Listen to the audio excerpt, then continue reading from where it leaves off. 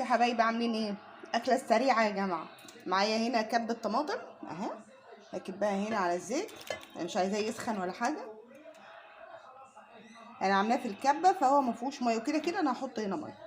ثواني هملى دي ميه واجيبها احطها. احط الميه ايه ملواها يا جماعه ميه. احط عليها البهارات بتاعتي، بابريكا،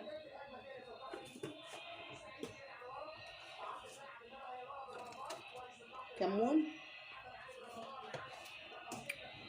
وحاطه هنا مع الطماطم بصلايه وفلفل اخضر وفلفل شطه، فلفل اسمر كمان،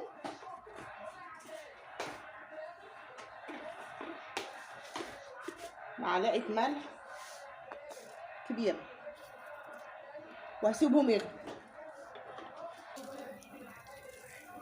يا حبيبي غلت، هنزل عليها بكيلو المكرونه.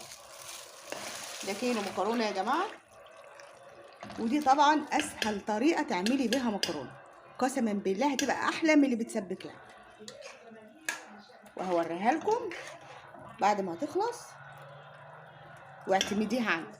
بس اهم حاجه انها تغلي كويس، لا هنسلقها ولا هتقعدي تصفي وتقعدي قبالها تسلقي مره وتصفي مره وتسبكي مره. لا، عملنا بيض يا جماعه جنب المكرونه. هم عايزينه، مش عاوزينه مسلوق، عايزينه مفقوش كده زي ما انتوا شايفين اهي يا جماعه.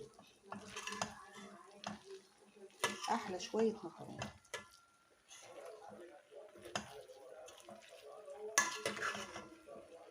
قولوا لي ايه رايكم واعتمدوه. متنسوش تصلوا على النبي، واللي مشتركش معايا في القناه يشترك. سلام.